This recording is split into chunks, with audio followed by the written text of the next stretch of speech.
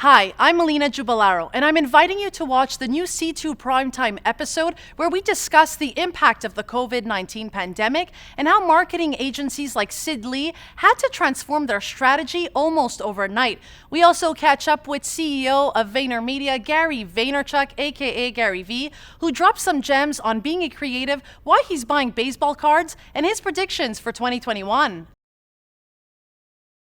Christian Quenneville, thank you so much for joining us today. Thanks, it's a pleasure being here. Now, you are the Executive VP Growth and Innovation Partner at Sid Lee. Pretty big title. That's a mouthful. Yes, I work at Sid Lee. You work at Sid Lee. Yeah. Now, I think we can all agree that the COVID-19 pandemic has changed the way we live, but has also changed the way we consume. Yeah, immensely. It's interesting. I mean, to us, the pandemic, you know, this is going to come across as slightly odd, but it's been a fascinating and somewhat exciting time, right? When our clients come to us and they need to sort of reinvent their business in 2 weeks, 3 weeks, it's been fascinating. But yes, basically what we've noticed is that, at least in North America, same is true for Europe, is the tendencies that we've been observing for years, right? So the switch to digital, the rise of platforms was only exacerbated because of the pandemic, and our clients have had to react significantly faster than they'd previously anticipated, and that makes it kind of for an exciting time. Now, is it because we're more online, we're consuming more online? Like, what's been going on during this time? You know, the obvious things are absolutely happening, right? So people are more online, you know, streaming platforms, right? Great acquisition business for them this year. I mean, I don't know if you're like me, I'm sure you've gone through every recommended thing in Netflix and you're kind of down in the dumps right now. You're watching anything because you got too much time at home on your hands. But that's one example. Obviously, you know, time spent online has gone up significantly, e-commerce, for all the reasons that we know. So to us, you know, it's like the only thing that's happened is that the pandemic has really exacerbated the changes that were already afoot before the pandemic. But we're probably where we would have been 5 to 7 years from now. That's the jump, and it's a major jump. So what does that jump mean exactly? 5 to 7 years. Are we ready for that? Like, are we? We don't have a choice. But if I'm going to frame your question with regards to our clients, right, the advertisers, and the answer is a short yes and no. Nobody was ready for this, just like we weren't ready in our personal lives. But you know, just look at e-commerce as a simple example. You know, so many advertisers, their e-commerce solutions were subpar, and they were well aware of it, but it represented 10, 15% of their sales. It went from 10, 15% to 30, 35, 40, 50%. So putting increased pressure on making sure that consumer experience is up to par. So yes, it has put a tremendous amount of pressure, and arguably positively. You know, it's forced some advertisers to focus on the whole consumer experience as opposed to the advertising portion of marketing. Can you explain that? What is that consumer experience? Well, what does that mean? So, you know, the way we like to sort of dumb it down is, you know, when you develop a brand, right, you've got a brand position behind it, which is basically how you behave and what your values are. You can express that brand through advertising, which we all know quite well, regardless of platform, or you can create specific experiences. An online experience, a good one, is an experience. A bad one is an experience. A physical, not much of that going on right now, but a physical experience in store, right, is how you express a brand also. So what we're seeing is, you know, a shift from the advertising portion of a portfolio from a marketer standpoint to experience. Big focus on e-commerce, we understand why, but also rethinking how to interact and how they behave with their own customers, which we think is amazing. You really should focus on that. Now, assuming everyone's online, everyone's spending more time online, how do you stand out in an already super saturated market? Yeah, it's interesting because it's very difficult to stand out in the advertising sphere, right? You're being bombarded, and I can, you know, we like to poke fun of some of our competitors, but I can give you the typical COVID ad, right? It starts off with piano, a la Coldplay, right? And then you go into, we've all struggled, and if only we rally together, we will be successful and we will prevail. I've just described about 75 ads that were put out this year. So to your point, it's very hard to stand out within that environment. But it is possible to stand out when you look at the entire consumer experience, every touch point your client has with you. So maybe it's an amazing customer service center. Maybe it's a fantastic e-commerce. Maybe you create your own content, such as C2's doing. But I invite advertisers to not strictly focus on the advertising version of them, but the version of them that is about how they behave with their customers. I think that's a big shift, and it's one that some clients are taking to heart, which I believe will yield results for them. Now, speaking of advertising, a lot of companies, tend to or lean towards Google or Facebook, right? They'll spend their money there. Yeah. Is that something we're recommending even in 2021, or are there other places, platforms we can be using? So the platforms, platforms are a dime a dozen. So my answer will come from an agency that believes that creativity can shape the world, right? If it came from a media perspective, my answer might be slightly different. But there is nothing to stop an advertiser from reaching a particular consumer, no matter the age group, no matter the culture, in a number of platforms that may or may not include the Googles, the Facebooks of this world. But I think what I'm asking our advertisers to do is take a step back. If you've aligned on what your brand positioning is, your values as a company is people, and you align on your spend, there's lots and lots and lots of options beyond the two obvious ones that we all know of. Yeah. Now, can you list 2, 3 maybe ideas of what to do this year to really excel? I think understand the context in which we're all living. I talked about the platform dominance, right? On the one hand, you've got these amazing platforms that are supposed to connect each other, right? Which led to what? The power of the individual, right? Everybody has a voice now. I have a voice whether I like it or not, right? Yeah. I can comment, I can put out a blog. But the super interesting thing is, regardless of these things, which should spell, hey, I've never been more connected in my life, what we're seeing from a quantitative survey perspective is that people don't feel like they belong to anything, which is kind of ironic, but I'm sure you felt it in your own homes. Like, we haven't seen anybody in months, depending on where you're sitting in North America.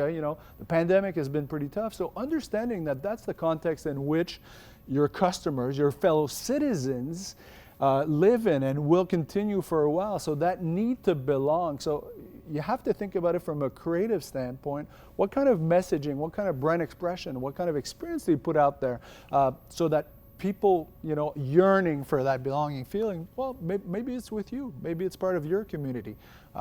So that's a creative conversation more so than a platform, like a tactical or a media. one. Yeah, exactly. Yeah. Okay. Yeah, but I think it's a great time to do it. Much like we've done in our personal lives, it's a pretty damn good time to take a step back and think about your values and where you want to go in 5 years from now. And I think advertisers should be doing the same. And lastly, what's next for Sidley for 2021? You've got new offices, but you can't use them. What's happening? Yeah, I mean, to us, it's, we're a professional services business, right? We're in the creativity business, but we are a professional services business. So it's all about really helping our clients reinvent themselves first and foremost, and then help new clients. Oddly enough, the last couple of months have been really good for us from a growth perspective. I think the way we see things and perhaps the questions we ask seem to resonate in the marketplace.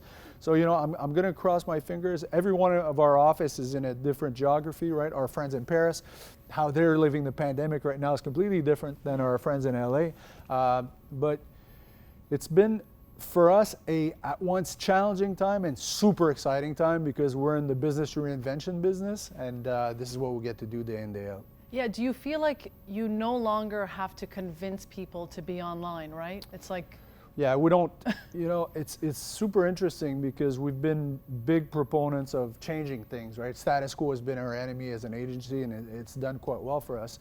But you're absolutely right that it went from convincing them to do something to helping them do something specific, which is great when you're a proponent of change.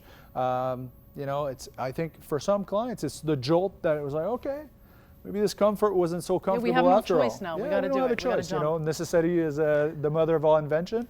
I think that's where we are, which makes it an exciting time for an agency like ours. Thank you so much, Christian Quenneville. It's a pleasure.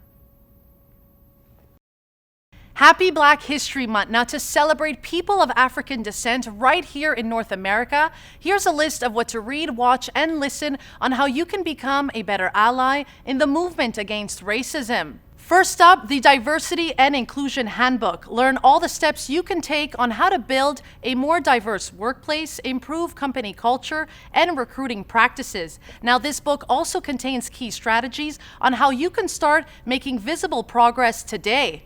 Next up, Netflix's 13th got so much buzz that the streaming giant decided to release the entire documentary on YouTube for free, allowing viewers from everywhere to learn the lasting effects of the 13th Amendment and how this led to America's mass incarceration problem.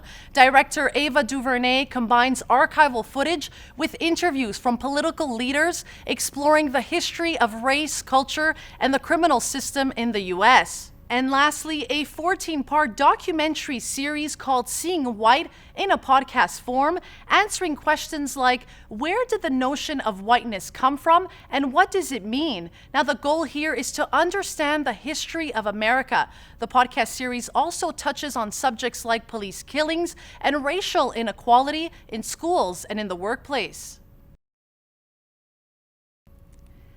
Next up, we've got Gary Vaynerchuk, aka Gary V. Now, unless you've been living under a rock and have no idea who he is, let me tell you, he's the chairman at VaynerX and CEO of VaynerMedia. He's a serial entrepreneur, and he's an advocate for being present and online on social media. Now, what he thinks about detoxing yourself from your favorite apps and his predictions for 2021. I wanted to start by asking your predictions about a bunch of things. You know, cookies are out and privacy regulations are in. I'm curious what you think is next for digital marketing and audience targeting and how we should all be using our ad spend right now and moving forward. I think that a lot of people have wasted the opportunity of very good targeting because it was always about the creative context to that targeting. And so, you know, it's funny, the cookies are out, privacy is in, for me, is almost a non-event because almost everybody missed the opportunity because they didn't realize that contextual creative at scale was the element needed to actually take full advantage of it. They just thought about it at scale. And so when we go to less cookies, you're going to be back to a little bit more vanilla targeting, which still will require contextual creative at scale. There'll still be unlimited ways to target properly against interests and other things, maybe not the most extreme first party data, but there'll be plenty of things. And what's too bad is that people continue to not realize that the craft of being a contextual creative ideator and maker at scale to find right instead of having the audacity of being right is the actual game. And so that's how I filter that question. Cool. Have you noticed anything else about market behavior that you think is going to stick around even in the short term? I think businesses are affected forever because people have trialed new things because of e-commerce and delivery. And so your favorite restaurant's in trouble even when it reopens, because when you go back and you eat there, you'll support it emotionally. You've remembered that you loved it, but you might be like, uh-oh, I don't like the salmon here as much as the one I ordered on Uber Eats or Postmates, or toothpaste or deodorant or hair coloring or clothes. So there's been so much new exploration of goods, including in the early part, because a lot of people got on board that didn't know technology well, that ordered on these places for the first time. They went to staples, right? Meaning Dove and Coca-Cola and Dorito, you know, they went to Staples. And so a lot of big brands benefited because you had a whole group of people who've never shopped online before. And when they went there, they weren't willing to explore like they might in a Whole Foods or a Costco, right? You know, because of an end cap or a sampling, they actually stayed safe because they didn't know how to navigate the app or the website. And in that navigation, they went very conservative, AKA brands they recognized. So do those brands now become, you know, continuous growth? I mean, this was a humongous consumer reset on what we watch, what we listen to, what we do, what we eat, what we wear, what we do. And there'll be some real collateral damage and real collateral growth on the back end of this. Mm-hmm. I've read a lot about you, and you often say, you know, be patient, play the long game. And has that advice changed or become even more relevant during the pandemic? Do you think for the big reset, do you have any advice about navigating the patience that brands need to have right now? Patience, self-awareness, being kind, not valuing material goods to be band-aids for your lack of self-esteem. Everything I've been talking about was for this moment. And I think I seemed like an enigma. You know, I'm self-aware. I'm an interesting character from the standpoint of I've got very alpha, like competitive, hyper, but my essence and who I am is very old school, soft. You know, my energy on stage or even in an interview, it doesn't feel like kindness and empathy and thoughtfulness. I understand that, but I've been very consistent with my communication, and I think that broke through 3, 4, 5 years ago. For the last 3, 4, 5 years, where people recognized there was something a little bit different. I do believe in hard work, but not to burn out and hustle culture, even though people try to put that stigma on me. I believe in happiness. I believe if you love what you do, you're gonna just spend time doing it.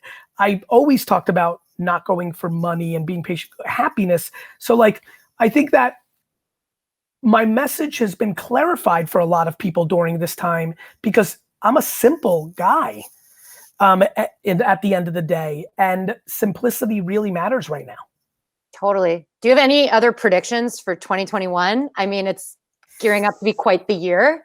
I think the back half of 2021 is going to be the most. I'm so excited as an anthropologist, as a strategist, as a watcher, observer, listener.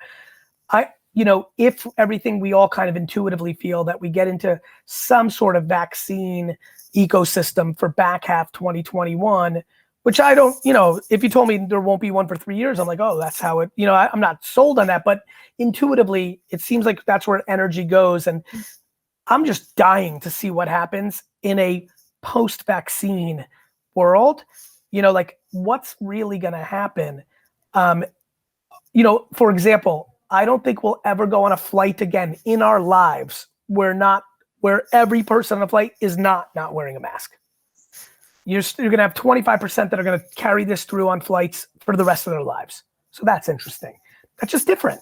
That leads to longevity around mask brands. Should Nike and, you know, Louis Vuitton make that? Like, you know, like I think about those kind of things. I think about a lot of things. I think about the virtual realities now. You know, like I've been, you know, COVID has allowed me to speak at this is one of the conferences I've wanted to speak at my whole life. And I've been offered for years, but it always falls on my mother's birthday weekend. So I just have never been able to do it. You know, now I'm able to. Obviously I want to go to Montreal because it's the best.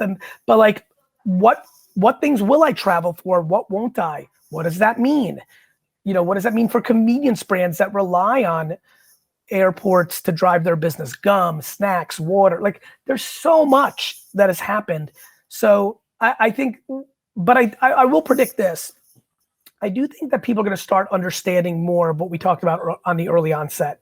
I believe the craft of social media creative and social media is wildly disrespected by this world for the creative craft that it is. It is an afterthought from beautiful television and high production video.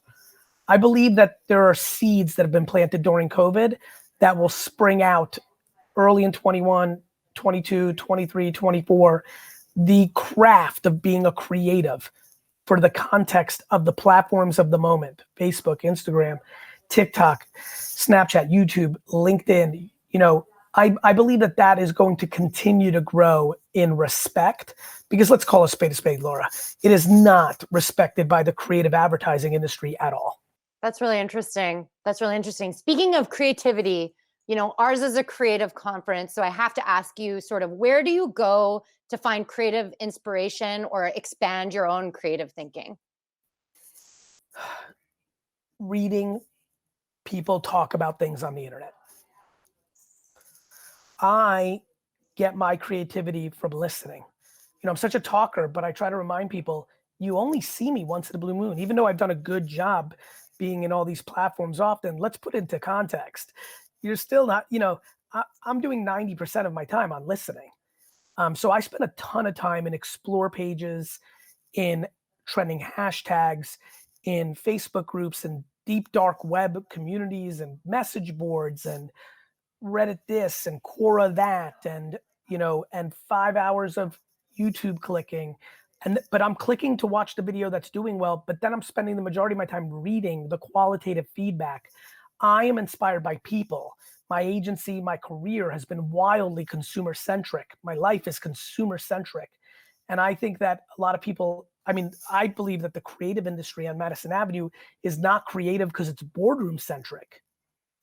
They think they're creative. It makes me so sad. The beautiful chief creative officers and ECDs and CDs that I've met at this incredible, Sid Lee, big shout out to them. Incredible, great places. But I believe that the advertising world is actually not creative because it's normally TVC down. By the time it gets from a strategist to a creative, that they make their thing. Then it goes to a production company. It has to be vanilla because it's TV. It becomes like a big vanilla Frankenstein. It doesn't feel creative. It doesn't feel current. It doesn't feel contemporary. It doesn't feel relevant. And it's really too bad. And I've come to love the creative ad landscape world. And I'm hoping that Vayner creates conversation. We're not taking over. It would just create conversation around being more creative. And I get all my creative juices from listening to people. That's so cool. I know we don't have very much time, so I want to ask you one last question. I love that you're into baseball cards. Why? You're also betting on analog assets in all of this. So I'm just curious if you could speak to that. Such a smart observation. I'm a huge fan of analog. I just don't think people have quantified how big digital is. That's all. People over respect the past and underestimate the current. So especially in creativity, there's so much that we could be doing more with digital, especially social, because it's consumer centric. But you're absolutely right. I'm not buying cryptocurrency, blockchain sporting cards. I'm buying actual, because the real world will always exist. Even in hundreds of years from now, I believe that even if we can live in pods and VR, because the option of going into the real world will exist, since hopefully Earth, if we can maintain it, exists, then I think people will. I believe in the real world. I love real world sampling for brands. I love activations with I believe in that stuff because it's part of the mix. Thank you, Gary V. Thank you so much. Take care. Bye-bye. Thank you, C2 community, for tuning in. Now, if you loved this episode, you're going to love the amazing free content we have available on our website and social media platforms. Now, in case you missed it, here are a few options, starting with the C2 Quickie featuring A-Course Philippe Champagne, revealing how the hospitality industry is adapting. Or you can go and dig deeper into marketing principles and best practices with Facebook and Instagram Canada's Maggie Faust. And last but not least, the key takeaways from Street Wisdom founder David Pearl on how you can boost your creativity one step at a time. That's all from me. Bye.